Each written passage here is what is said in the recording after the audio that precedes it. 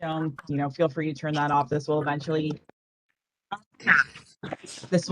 be on the TDH YouTube page. So thank you all for joining our fourth and second to last webinar. Sorry, I'm going to go ahead and mute everyone because there's some kind of feedback. I don't know if I can do that. This is our second to last webinar. We've been doing a series. I want to thank Tennessee Local Food and UT School of Ag for their partnership in launching this initiative. Today's topic is climate resiliency and agricultural impact. So we have three great panelists today. Really excited to hear from them. And I'm going to go ahead and turn it over to Natalie, who will be moderating today's conversation. Awesome. Thanks, Paige. And hi, everybody. Thank you for taking time out of your day to join this webinar. I'm very excited about this conversation, and I'm excited for all the presenters that we have. Just a few housekeeping things. We'll have plenty of time for a Q&A at the end. If you have a question that you want to make sure that you don't forget, you can totally put it in the chat. If it makes sense, it's appropriate, I can try to squeeze it into the conversation. Otherwise, we'll have time at the end. If you haven't already, feel free to put your name and your organization in the chat also. That's just nice to see who's here. Paige already mentioned this is being recorded. Feel free to turn your video off if you don't want to be shared on the internet. And my last piece is please be on mute if you can make sure that you're muted unless you're speaking. And with that, we're going to jump in. So, of course, you know the topic of this because you've signed up for it, but we're talking about climate resilience and extreme weather and how farmers are navigating, and also how that intersects with public health. So we have a lot to talk about. Just to give you an overview of where we're going, we're going to talk a little bit about what resilience looks like, how our panelists see resilience in agriculture and in community. We're going to talk about the boots on the ground challenges that farmers are facing. We're going to talk about how farmers are adapting and what strategies they're using to be more resilient on the farm. And then we're also going to talk about how all of this connects with community and public health. So with that, I didn't introduce myself, but my name is Natalie Ashker-Sievers. I direct Tennessee Local Food, and we're a nonprofit that supports farmers and local food systems in Tennessee. And we're so grateful to be doing this series with the Institute of Ag and the Department of Health. So with that, I'm going to turn it over to our speakers. I'm just going to call the three of you out one at a time just to do a couple minute introduction, who you are, your organization, and sort of how your work intersects with this topic. And I'd love to start with Dr. Forbes. We'll jump with you since you were the last one on. You'll speak first. Dr. Forbes, I'm going to turn it over to you. Hello, can everyone hear me? Yes. Yeah, so my name is Forbes Walker. I work for the University of Tennessee Institute of Agriculture. I'm a soil scientist, and I work for Extension. I'm currently actually in Cork County working on climate resilience stuff here in Cork County. So that's why I'm not in my office. I was hoping to be able to join you, but in terms of climate resilience and how it impacts agriculture, when you're talking about changes in our climate, changes in weather patterns, we're looking at more droughts and more floods. So we've got to develop systems that can not only handle more droughts, but also systems that can also handle more floods. With that, I'll pass it on to the next person. Thank you. Asher, let's turn it over to you. Thanks, Natalie. I'm Asher Wright. I'm the farm director here at Caney Fork Farms. We're in Carthage, Tennessee, about an hour east of Nashville. And I've been in kind of the sustainable regenerative agriculture world my whole career. It's a little over 22 years now, and lead the team out here, which is a pretty diversified operation: livestock production, produce production, small grains, and some silvopasture, some agroforestry in terms of chestnuts. So excited to be included today. Thank you. Thanks, Asher. Sarah, how about you? Hi, everyone. I'm Sarah Elliott. I serve as a state health plan director at the Tennessee Department of Health. So primarily thinking about how we improve population health in our state, but I also lead quite a bit of our work on resiliency and the environment as it relates to public health and have specific background in climate change and health. So I'm excited to be here today to provide that public health perspective as it relates to agriculture and resiliency. Awesome. Thank you. And thank you everyone who's been putting your names in the chat. I'm happy that you're all here. Just to start and to set the stage before we dive in, I would love to hear from any of you panelists that would like to share what whenever we're talking about resilience in agriculture and in communities, what does that look like to you? Just so we know where are we headed? What are we trying to get to? And I'm just going to open that up for whoever would like to jump in first.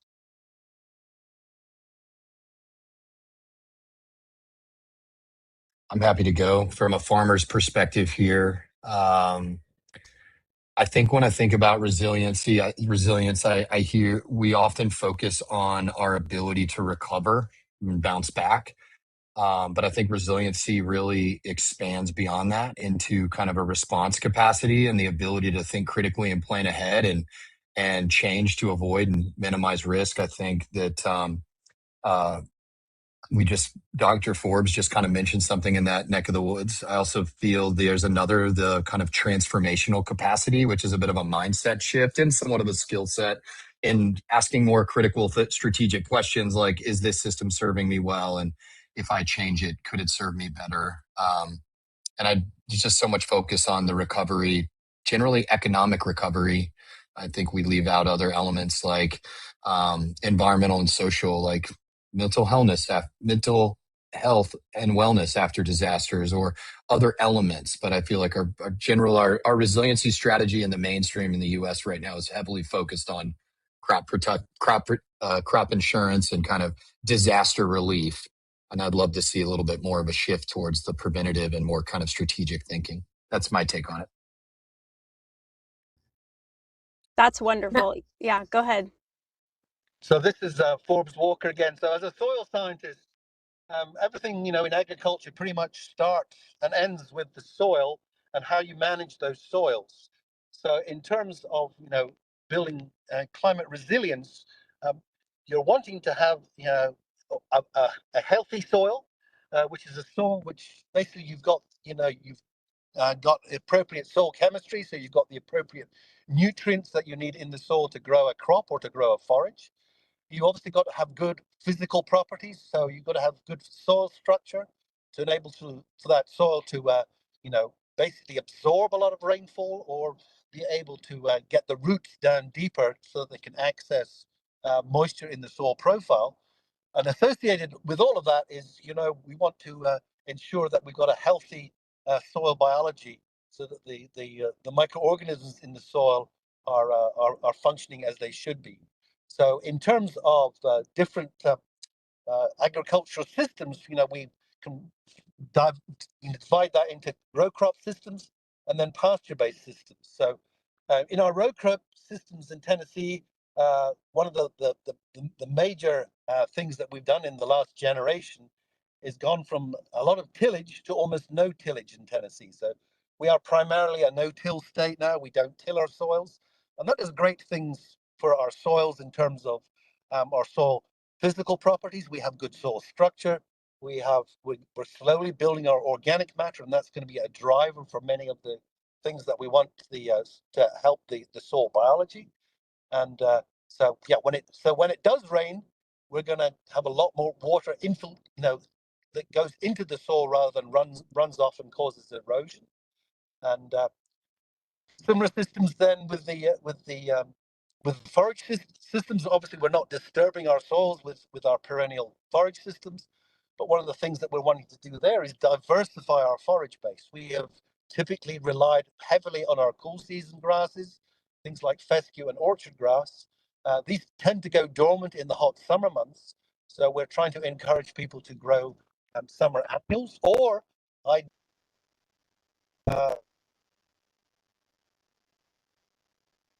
native warm season grasses. The advantages of these are that they are natives, so they are not prone to the pests and diseases that we see in other systems. They're also much more deep rooted. So again, if we have a very large rain event, because of those deeper root systems and that better soil structure going down to 4, 5, 6 feet, you're going to have much better infiltration. The other advantage about these deep-rooted native warm season grasses is if we are in a drought situation, we've got roots going down 4, 5, 6 feet, and so we can explore and benefit from the moisture that's naturally available to the plants there. So that's just a quick thought on some of the things that we're dealing with and how we're building resilience in our agricultural systems in Tennessee.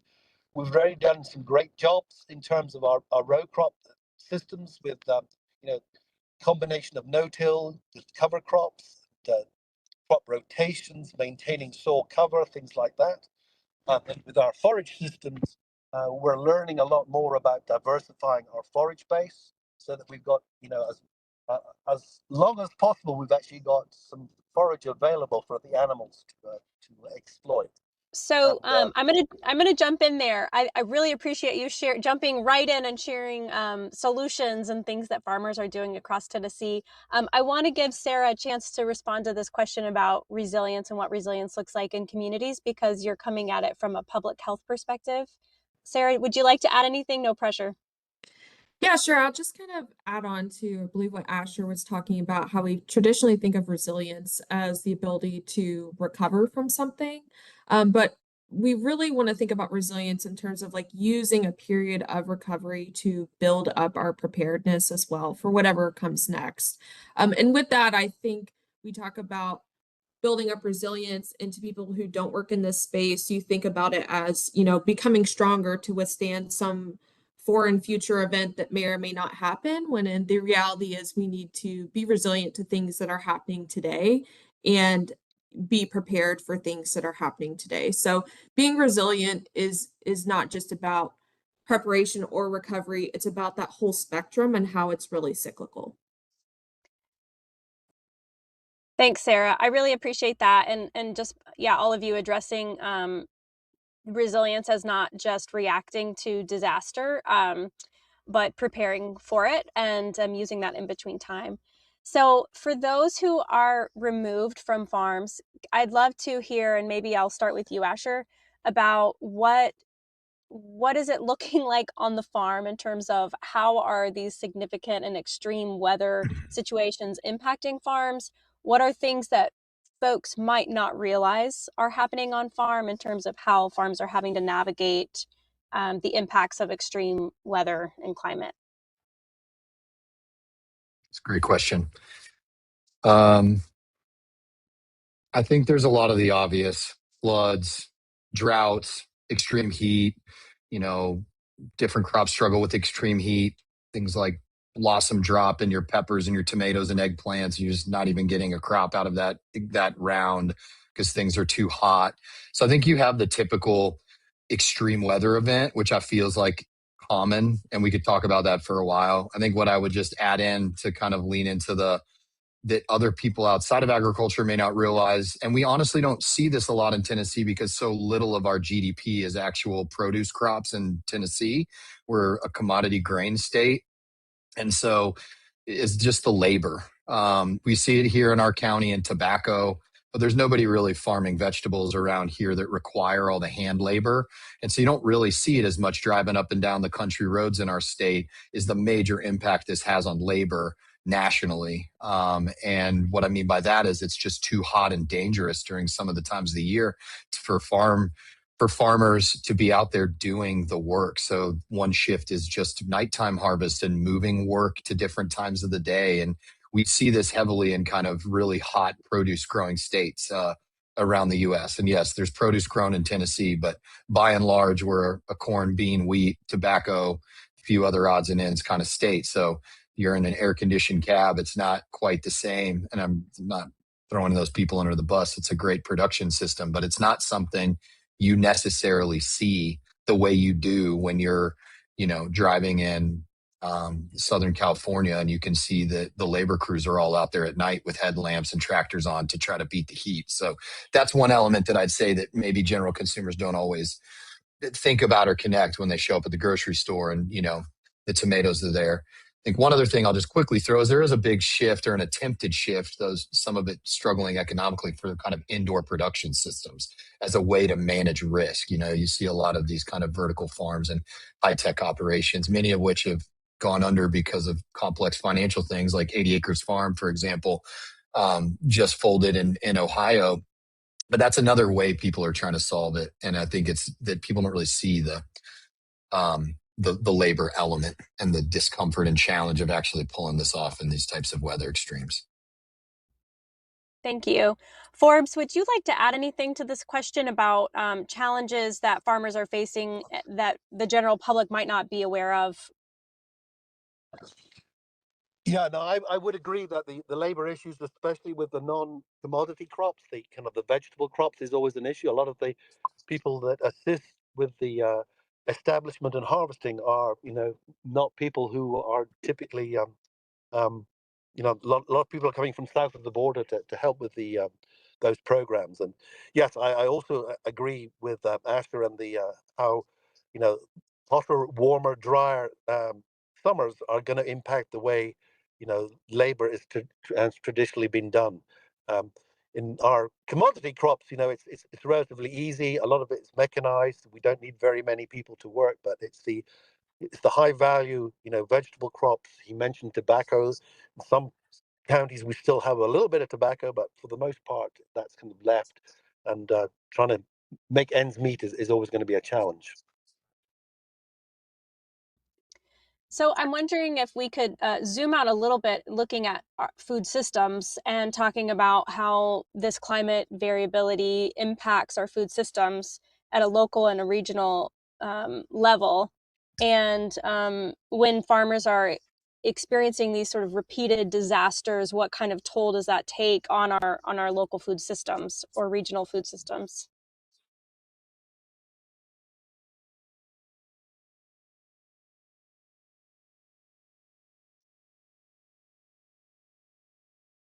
You want me to jump in Anybody? on this? Yeah, that would be great, Asher. Um, I think that I want to think before I speak 1 second. I didn't know I'd go first here.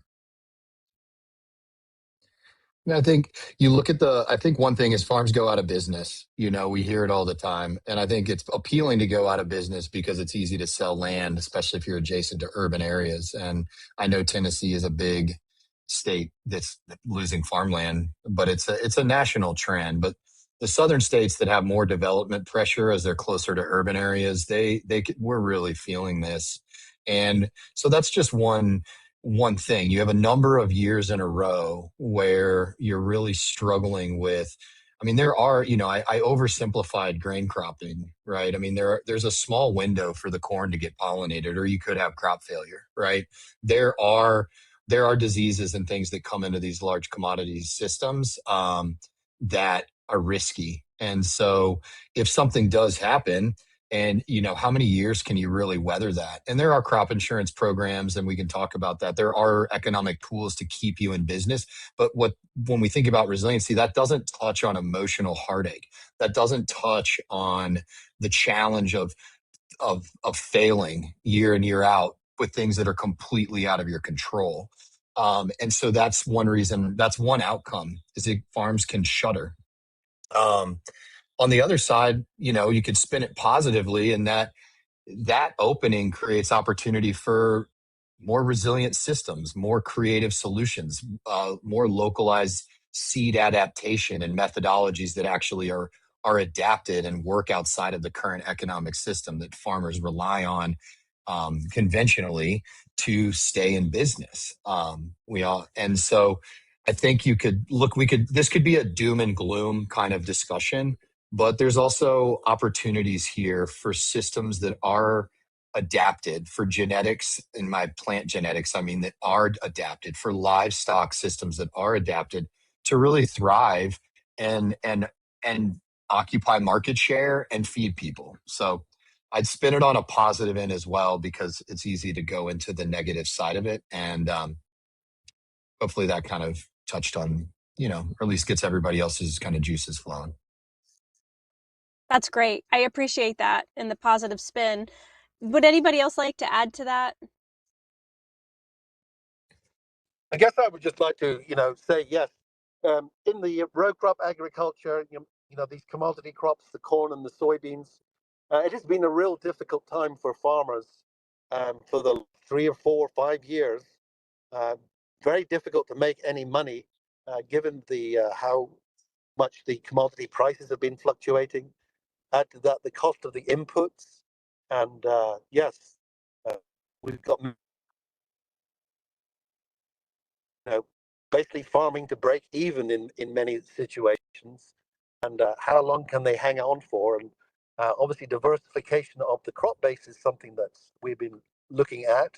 I mean, if you look at where a lot of our commodity crops go, for example, our soybeans, a lot of them will be exported, unprocessed to places like China to feed their livestock sector. Uh, how you retool that to make more money is a challenge. If you look at our corn sector, a lot of that corn that we're growing is actually going to produce biodiesels or other non-food products. There's a lot of work now being done on how do we diversify the forage base. A lot of work in the aviation industry to increase the use of agricultural crops to make sustainable aviation fuel, and the growing of oilseed crops as a summer cover crop or a relay crop is something that's becoming more and more a thing. But it's a real challenge, and I know speaking to some of my colleagues over in it's not just us here in Tennessee, but my colleagues over in Arkansas. There's lots and lots of multi-generational farms that are going out of business, and then switch that over to the amount of people that are moving to the southeast, and land prices are going up. So it's very easy to, say, okay, I can't stay in farming for much longer. It's probably just easier to sell up and move on to something different. And I would just add that, these disruptions aren't happening in a silo, and we've talked about farms going out of business. Well, what does that mean whenever you have a farm to school program or a farm to table program, or who's showing up at your farmers markets where you can get double up SNAP bucks? So that's whenever we start to see, these key pillars of our communities really being impacted as the disruptions are happening to the farm. But to Asher's point, there is opportunity for improvement. There's a national conversation happening right now around food and nutrition access. And so obviously there are existing problems. It's not like we had a perfect system that now has had a wrench thrown in it. So how can we kind of work on that to make improvements to be even better than, how our system was operating before? Thanks for adding that. And yeah, I appreciate all of your perspectives. Clearly, the economics of agriculture aren't working, no matter what type of agriculture you're practicing. And I also appreciate some of the comments in the chat as well. I'd like to just sort of on, like Asher said, it would be easy to fall into a doom and gloom perspective here, but let's talk about some of the things farmers are doing to be more resilient, to have more resilient operations. And Forbes, I would love to start with you because you are a soil scientist. And so let's start with talking about soil and what farmers are doing. What are some practices farmers are using to be more resilient, and some of these regenerative practices, which I know Asher can speak to too, but I'd love to start with you there. So we're hearing a lot of talk out in the internet about regenerative agriculture. Lots of people will be telling us that we need to be doing regenerative agriculture. We've been doing it all wrong for many, many years. First of all, the regenerative agriculture is not a new term. It's quite an old term. It first emerged in the 1980s from the Rodale Institute, where we're talking about regenerative organic practices. In terms of some of the definitions of regenerative agriculture, there's no real, USDA does not have a quote unquote definition of regenerative agriculture. Some of the large corporations, things like places like General Mills, have come up with definitions. And basically we boil down to some definitions about minimum soil disturbance, crop diversity, which is basically crop rotations, the use of things like cover crops, and maintaining a permanent soil cover. So I would, basically say this is the kind of system that many of our grain crop farmers already have adopted in Tennessee, in terms that we're the highest level of no-till adoption in the nation, if not the world, at about, depending on what statistics you use, anywhere between 93 and 97%. In terms of our cover crops, we're probably at that, and if you include things like winter wheat as a cover crop, we're probably at about 30% adoption. So we still got some ways to go there. But these are things that farmers are already doing. And the reason is, why are farmers doing it? Because it economically makes sense. If you're doing no-till, you're using smaller pieces of equipment, you're driving across the field fewer times. It's not so the cost of equipment is much less, the cost of labor, the cost of fuel is less. So we're already doing it. In terms of crop rotations, if I'm a soybean grower, I'm going to be planting soybean in this field this year. Next year, I'm going to be growing corn. So I'm already in a rotational system. The fact that I've got a system where I've got corn with that high residue, that's going to add to the organic matter going into the soil, into the system. So I would say that in Tennessee we're in a good shape in terms of some of the quote unquote regenerative ag practices for our grain farmers. Can we do better? Yes, we can always do better. Can we tweak the system? Yes, we can. But I would say it's not as bad a situation that many people will like to say, and often argue that a lot of the noise about regenerative agriculture is coming from California. And if we look at the cropping systems in California, uh, their definition of a reduced reduced tillage system is driving across the field only 12 or 14 times a year, whereas we will drive across the field 2 or 3 times a year in Tennessee. With that, I'll let others speak.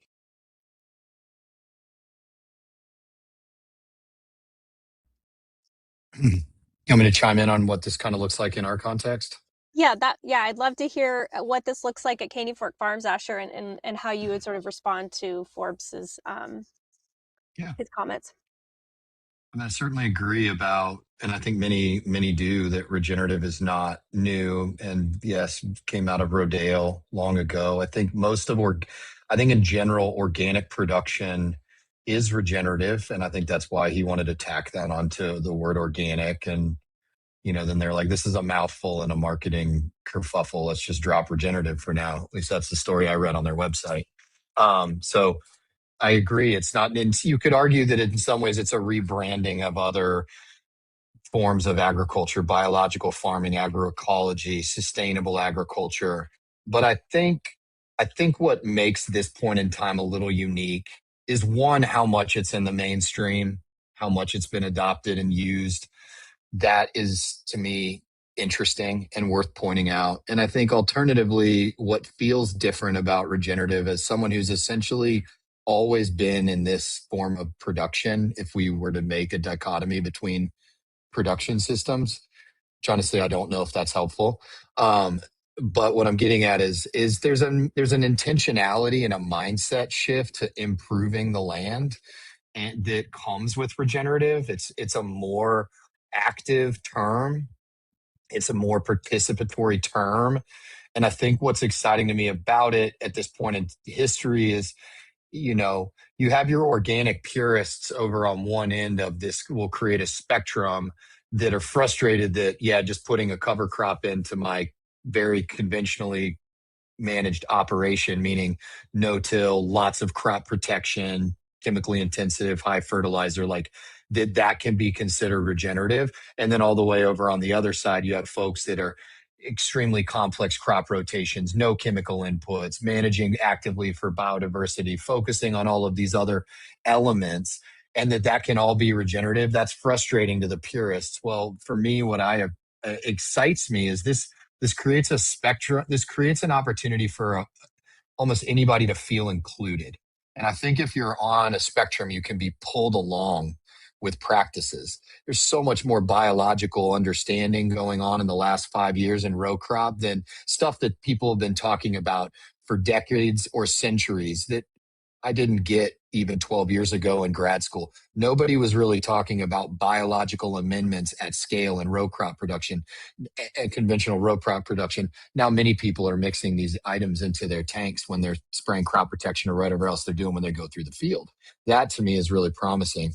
So for me, regenerative ag comes back to a lot of what Dr. Forbes spoke about, and this mindset. We're focusing on water quality, improving it, slowing the water down, actively managing a water cycle, even using that language. Like how many farmers frequently say, well, I'm really paying attention to my water cycle and how I can improve it and make sure that all that water stays on my property and doesn't rush off.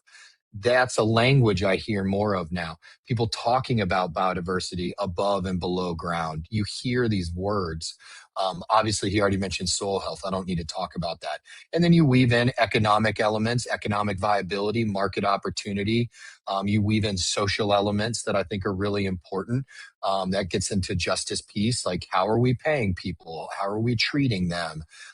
Do our regional and local economic systems support what we need to pay people so that they can live, and not only live but thrive?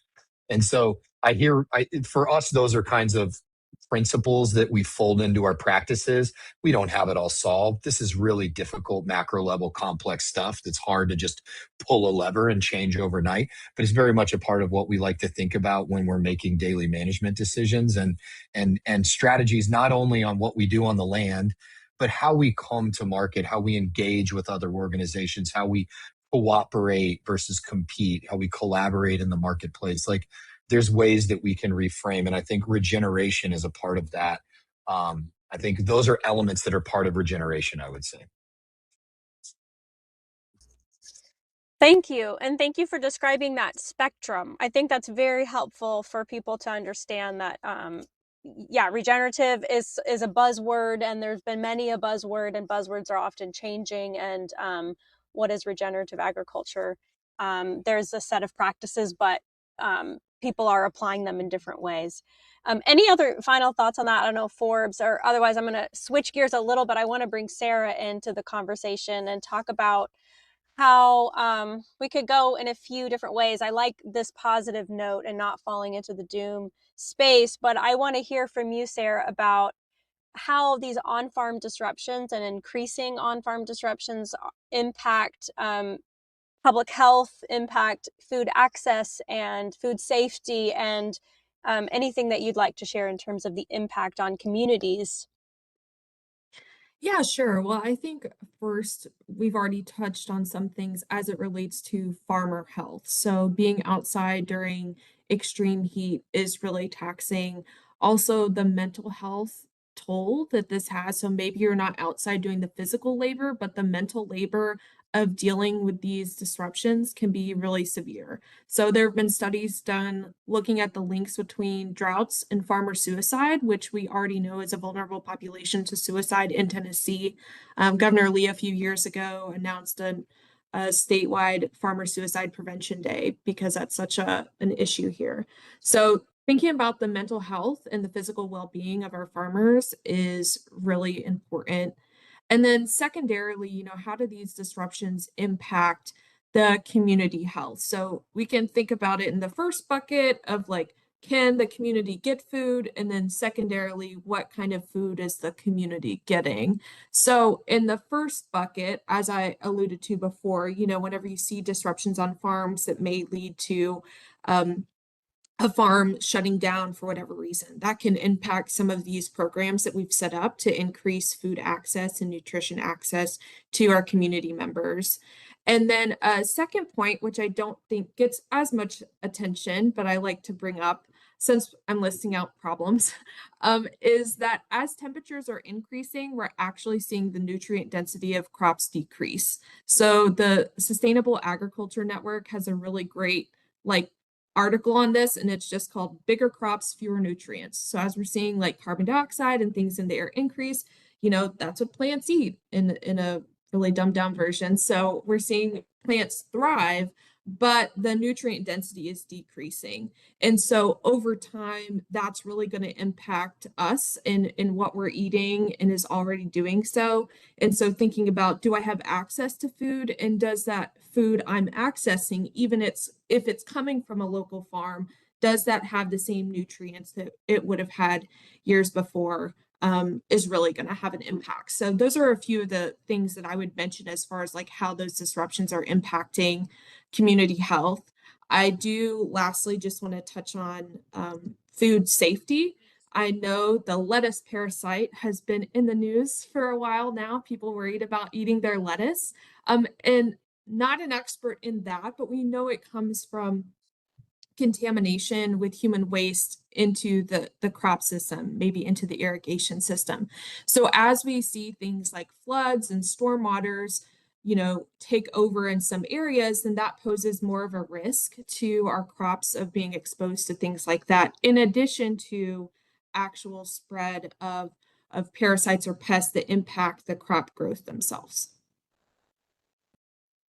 Sarah, that was fantastic. And I think your point on the dilution of nutrients because of the increase of plant carbohydrates where the minerals aren't is just like a really important point that we often forget. And then weaving in the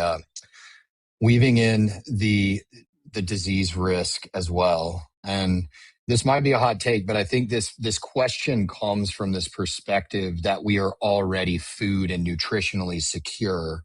And I don't know if anybody's been around recently, but when I look at human beings and the way that we're thriving, I would argue we are not.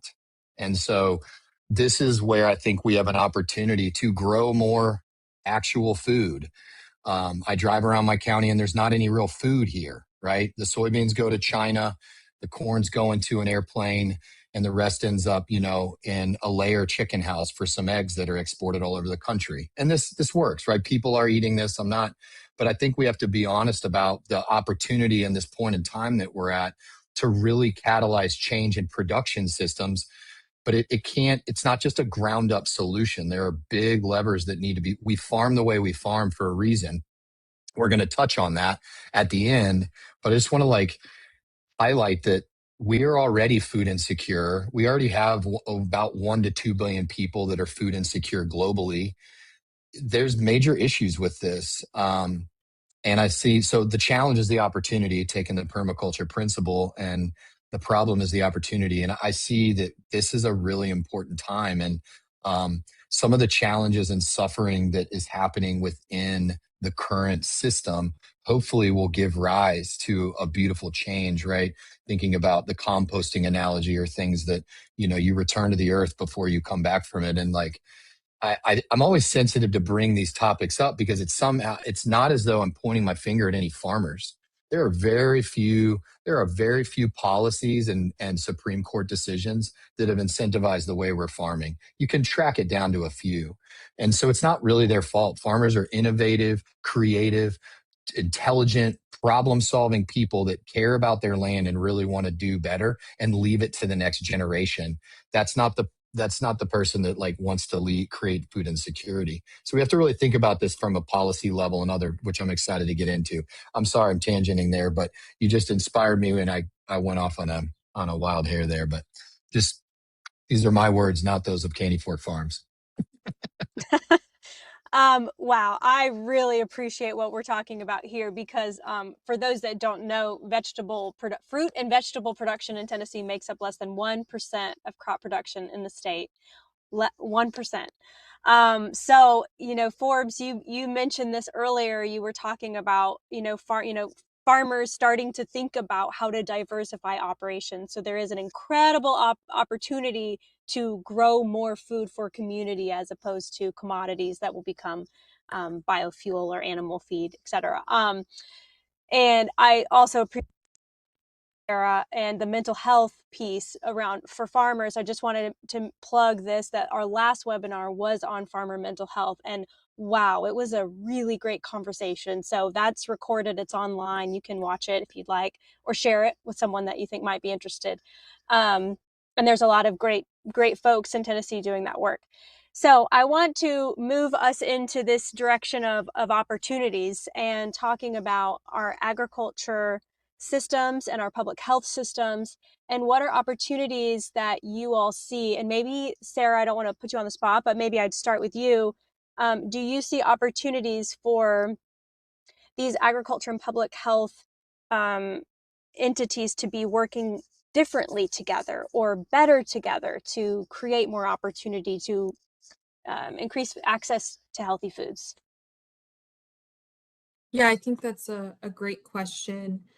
On the side of farmer health, I think there's always things we can be doing in public health to reduce stigma about accessing mental health care and making sure that folks have the means and resources to access that care.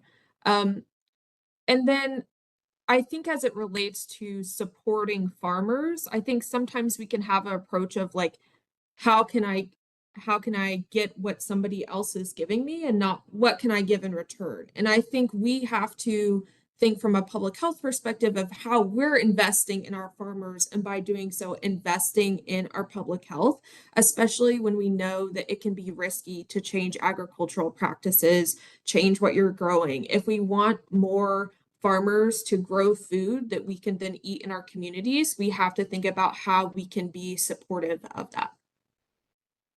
Thank you. Forbes, I'd like to hear from you. Do you have any thoughts about this question or ways that we could be, our public health and agriculture systems could be working together better to incentivize growing food for community?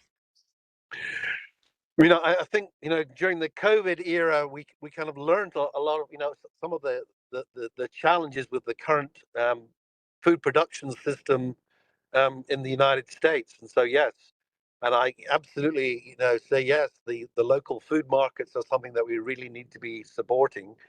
And, rather than having your strawberries grown in California and put on a truck for a week to come over here, why don't we grow them more locally? And that's obviously economics is a big part, and improving these systems. The other thing in terms that we're talking about climate and climate building climate resilience, I'm doing a lot of work in Upper East Tennessee post Hurricane Helene, and one of the big things that we saw after all the flooding was we had a lot of sediments deposited on many fields, and we really didn't know what was in those sediments. And we initiated a lot of sampling of these sediments to basically find out what's the good stuff in the sediments, what's the bad stuff in the sediments, and what's the real ugly stuff in the sediments. And some of the ugly stuff was stuff that we really hadn't anticipated, things like legacy pesticides that had been stored in barns next to the river for many generations. And we really didn't, have an ability to actually identify these things. So there's a lot of stuff that we need to change the way we're doing stuff. And I think we are, and we're becoming, smarter the way we're doing it. So I've got great, optimism for the future. Um, I'm obviously a soil scientist doing a lot of stuff these days post Helene. And one thing that I will mention is what surprised me post Helene was how little information there was about what had happened in previous flood events. So this is something that we really are putting a lot of efforts into how we work to recover from Helene, but not necessarily for the folks that were impacted by Helene, but what we do for future events, because those future events we know are going to happen. We just don't know when and where. Thank you. And Asher, I want to hear from you, and I'm going to tack on another question because I think that you want to get to this, but um, policies, partnerships, what are opportunities that exist for our community in terms of building more resilience and addressing how we can be working together better or differently? So same question, but I'm just throwing in really, are there specific policies or partnerships that you see as needing to be in place?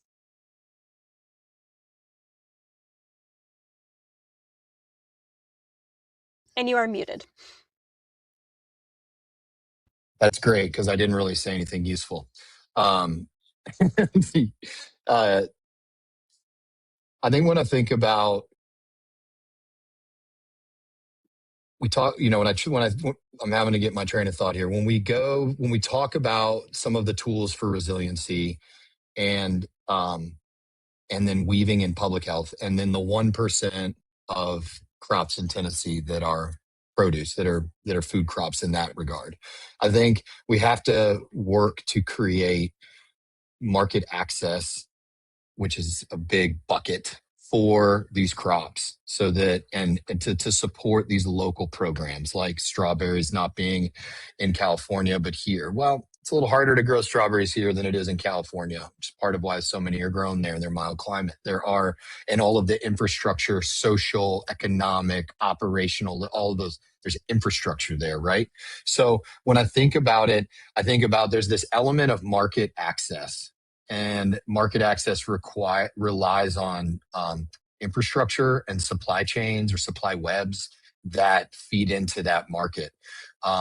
Then another element of that is the capital needed to shift production. And how do you, as a farmer, de-risk that in a way and adopt a new form of production to diversify your farm? Well, someone needs access to capital, and there's risk management involved there. So there's kind of this patient capital angle, meaning that the return on the investment made is more patient.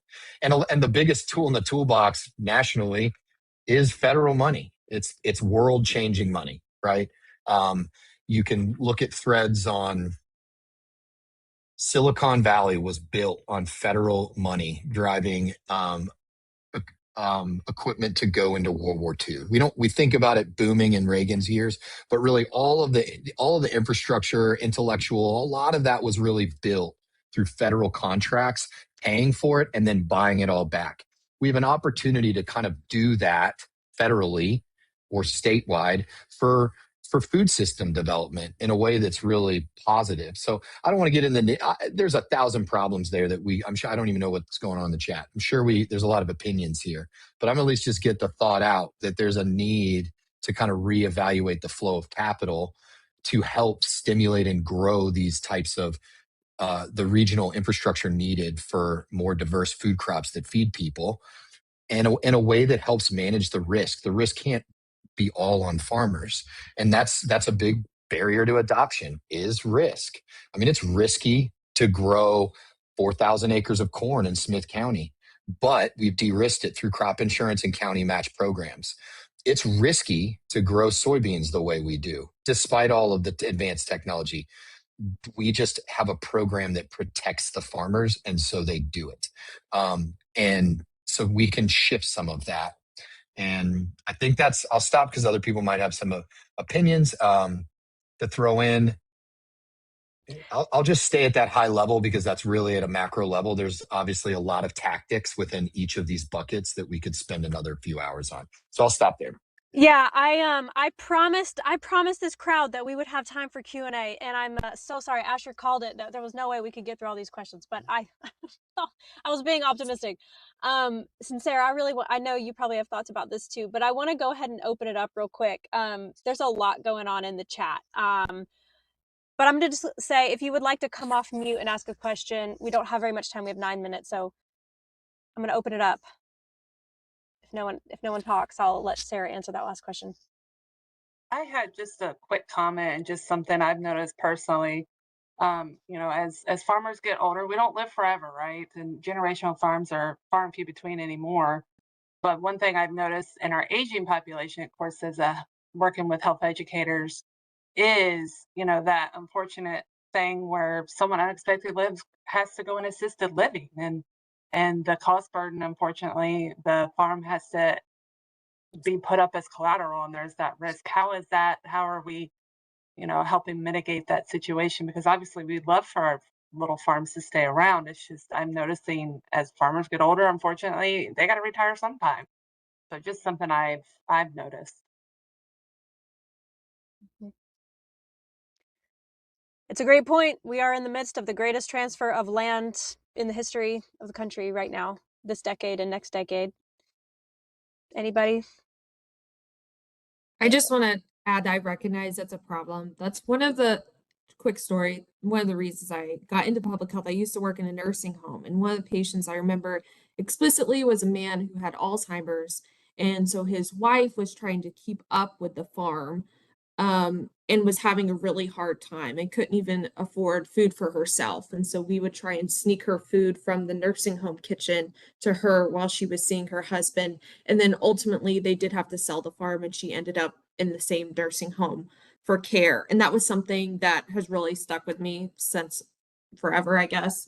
And thinking about how do we serve our older adults, we do have, I think it's like some of the fastest aging farmers in the nation. And so how do we support that next generation of farmers so there can be potentially a generational handoff, or a handoff to others who are able to care for the farm and the land and support our older adults. So I think that's a conversation maybe we should start having more with our Department of Aging and Disability and how we support those folks.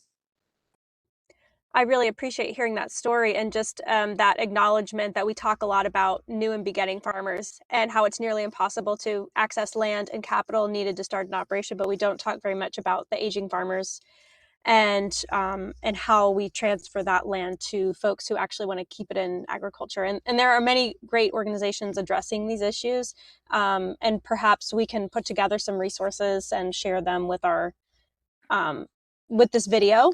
And so I think, Paige, I'm just going to make a note about that. Anybody else? Yeah, go ahead. This is Ursula. I just want to say I live in two places.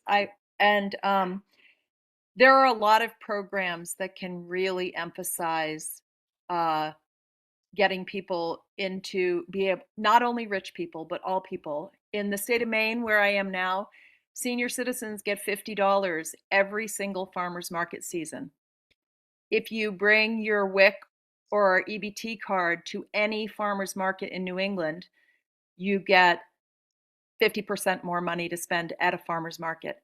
There is a lot of policy out there that can drive people into buying local food. And the other thing I'll just say is that flavor drives people. People forget that flavorful food is commoditized food. And so flavor can really drive people to buy food differently.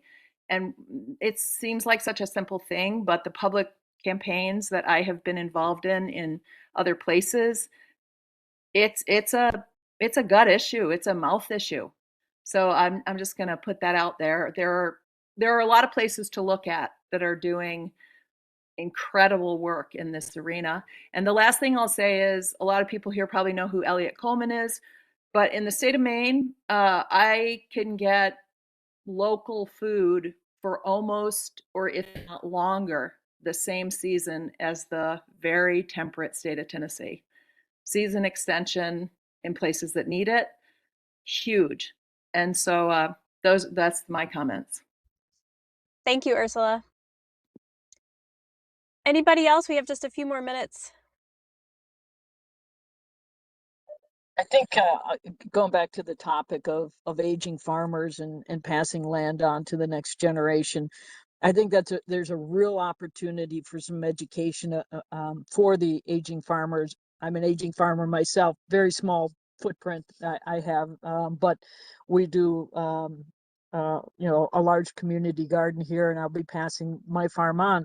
But one of the challenges is if you do need long-term care and you do have to leverage Medicaid, you've got to go down to $2,000, nothing less in your pocket, right? People don't recognize that until it's too late, until they can't unwind their finances. So I think if we were able to educate people as they're aging, what their options are, maybe bring in some elder care support to have those conversations, I think that would be very, very valuable, because all too often people aren't really thinking about that until they're staring a nursing home in the face. Those are great points, Kate. Thank you. Anybody else? I think maybe one more.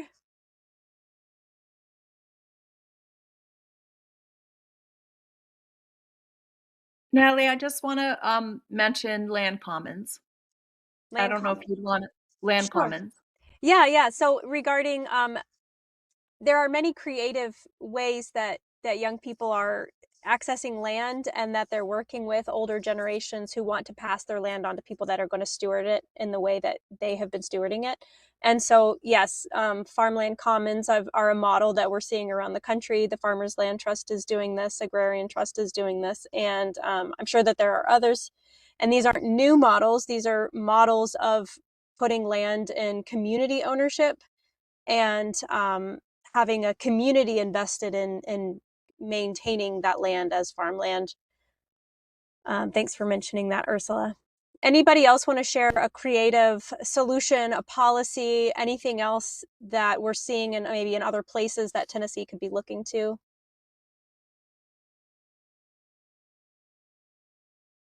I just want to quickly plug that the Preserving Land for Agriculture Now initiative from the state of Tennessee is launching September 1st, where you can put your farmland into a permanent conservation easement. So I think that is really positive for our state, and we're looking forward to seeing those applications.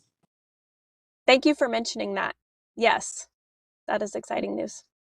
I'll just mention another model that I've been intimately involved in.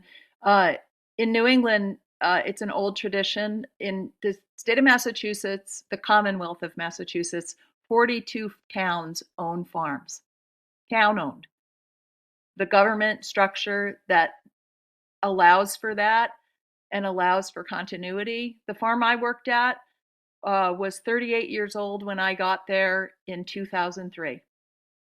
And it's a very, very old structure. And I think that it can really bolster, but it hasn't really happened other places for lots of reasons, but it's something to be looked at. Thank you, Ursula. So because we're just about out of time here, I just want to go ahead and close it out and say that there were lots of great ideas mentioned. I know that there are many more that we could talk about this all day long, but I appreciate that we were able to talk about what we did. There's clearly a lot of opportunity for supporting local food, for increasing market access for farmers, and for increased partnerships with agriculture systems and public health systems. And thank you very much to our speakers for taking time to share their experience and knowledge. And thank you to all of you for taking time out of your day to participate. And we have a slide up here with our final webinar of this 5-part series, which will be on community food access, creative community food access. So we just mentioned this creative land access model, the commons model. We're going to be diving into different ways communities are addressing food access in particular. So this one will be really good. Make sure that you register in advance. And thank you all so much for being here. Thank you. Thank you.